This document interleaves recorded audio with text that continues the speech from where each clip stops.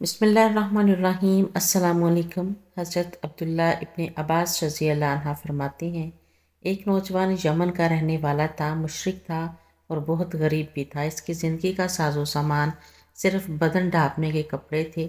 دن کا وقت درختوں کے سائے میں پناہ لیتا اور رات ہوتی تو کسی پتھر کی اوٹ میں جا کر رات بسر کر لیتا۔ اس نوجوان تک خبر پہنچی کہ عرب میں اللہ کے آخری نبی حضرت محمد صلی اللہ علیہ وآلہ وسلم نے اعلان نبوت فرمایا ہے۔ اس کے دل میں شوق پیدا ہوا۔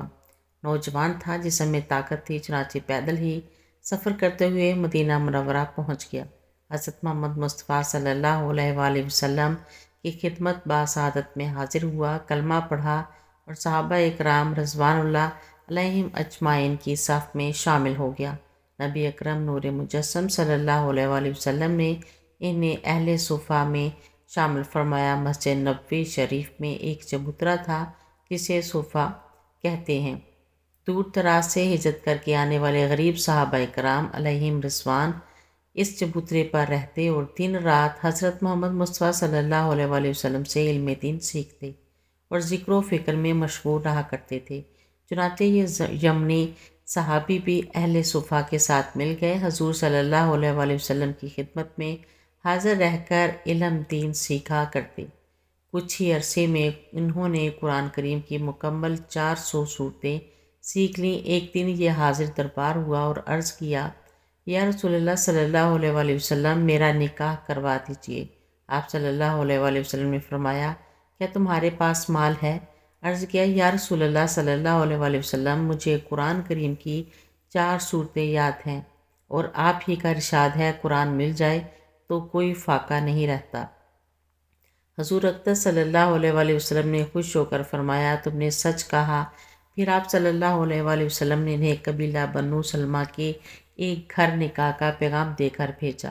وہ وہاں پہنچی اور آپ صلی اللہ علیہ وآلہ وسلم کے بتائے ہوئے طریقے کے مطابق لڑکی کے والد تک پیغام پہنچایا۔ یہ لڑکی کے والد بھی صحابی تھے، لہٰذا پیغام مصطفیٰ صلی اللہ علیہ وآلہ وسلم سن کر فوراً کہا، میں نے سنا اور اطاعت کی۔ ان صحابی رضی اللہ عنہ نے پیغام مصطفیٰ صلی اللہ علیہ وآلہ وسلم سنا، اپنی بیٹی کو ساتھ لیا، بارگاہ رسالت صلی اللہ علیہ وآلہ وسلم میں حاضر ہوئے اور اس یمنی صحابی رضی اللہ عنہ کے ساتھ اپنی بیٹی کا نکاح کر دیا۔ اب نبی اکرم صلی اللہ علیہ وآلہ وسلم نے لڑکی کے والد کو رخصتی کی تیاری کا حکم دیا۔ حکم عالی پر فوراً عمل کیا گیا۔ رات ہوئی، وہ صحابی رضی اللہ عنہ کمرے میں آئے، دیکھا خوبصورت قالین بچھا ہے، بہترین بستر لگا ہے، چراغ روشن ہے۔ یہ دیکھ کر انہیں ماضی کی یاد آ گئی۔ قالین دیکھا تو خیال آیا، ایک وقت تھا جب میں زمین پر درختوں کے سائے میں زندگی بسر کرتا تھا۔ خوبصورت بستر دیکھ کر پتھروں پر رات گزارنا یاد آ گیا۔ چراغ دیکھا تو یاد آیا، میں نے تو بغیر چراغ کے ہی زندگی گزاری ہے۔ کچھ دیر کے لیے یوں ہی کھڑے اپنا حال اور ماضی سوچتے رہے، پھر کمرے کے ایک کونے میں گئے، اللہ اکبر کہا اور نماز شروع کر دی۔ 2 رکعت ادا کر کے اللہ پاک کا شکر ادا کیا، مگر ابھی دل نہیں بھرا۔ پھر کھڑے ہوئے، پھر 2 رکعت نماز ادا کی، اللہ پاک کا شکر ادا کیا، ابھی بھی دل نہیں بھرا۔ 2 رکعت مزید اور ادا کی، پھر اللہ پاک کی حمد و ثنا میں شکر ادا کیا، پھر بھی دل نہیں بھرا۔ پھر کھڑے ہوئے، 2 رکعت نماز پڑھی، اللہ پاک کا شکر ادا کیا، یوں ہی 2 رکعت پڑھتے رہے، اللہ پاک کا شکر ادا کرتے رہے، یہاں تک کہ پوری رات گزر گئی۔ صبح ہوئی، نماز فجر کے لیے مسجد میں حاضر ہوئے۔ حضرت محمد مصطفیٰ صلی اللہ علیہ وآلہ وسلم کی امامت میں باجماعت نماز فجر ادا کی۔ روزانہ مسجد ہی میں رہا کرتے تھے، آج بھی فجر نماز پڑھ کر مسجد ہی میں بیٹھ گئے، علم دین سیکھتے رہے۔ فجر سے ظہر، ظہر سے عصر، عصر سے مغرب، مغرب سے عشاء تک مسجد ہی میں رہے۔ 5 نمازیں باجماعت ادا کیں، عشاء کے بعد گھر واپس آئے۔ جیسے ہی کمرے میں داخل ہوئے، سامنے وہی قالین، اسی طرح بستر لگا ہے، چراغ جل رہا ہے۔ اب پھر ماضی کی یاد آ گئی۔ آج بھی کمرے کے ایک کونے میں گئے، 2 رکعت نماز ادا کی، اللہ کا شکر ادا کیا۔ اتنے شکر سے دل نہیں بھرا اور 2 رکعت مزید پڑھی۔ یوں ہی نماز پڑھتے گئے، شکر ادا کرتے کرتے آج بھی رات یوں ہی گزر گئی۔ اگلی صبح پھر مسجد میں حاضر ہوئے، 5 نمازیں باجماعت ادا کی۔ رات کو گھر آئے پھر وہی کیفیت، 3 راتیں اسی طرح شکر ادا کرتے ہی گزر گئیں۔ چوتھے دن لڑکی کے والد اپنی بیٹی کو ملنے تشریف لائے۔ بیٹی کا حال پوچھا تو بیٹی نے بتایا کہ میرے شوہر رات کو آتے ہیں، کمرے کے کونے میں کھڑے ہو کر نماز پڑھتے اور اللہ کا شکر ادا کرتے ہوئے ساری رات گزار دیتے ہیں۔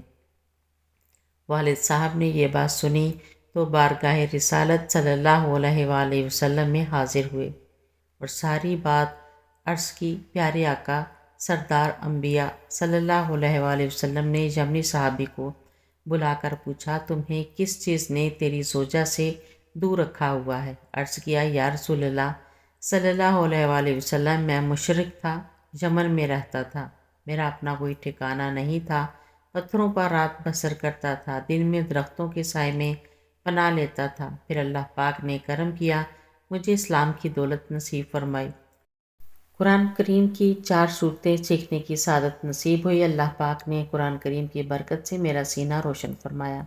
جب میں اپنے زوجہ کے کمرے میں جاتا ہوں تو وہاں بچھے خوبصورت قالین، بہترین بستر اور چراغ وغیرہ دیکھ کر مجھے اپنا ماضی یاد آ جاتا ہے۔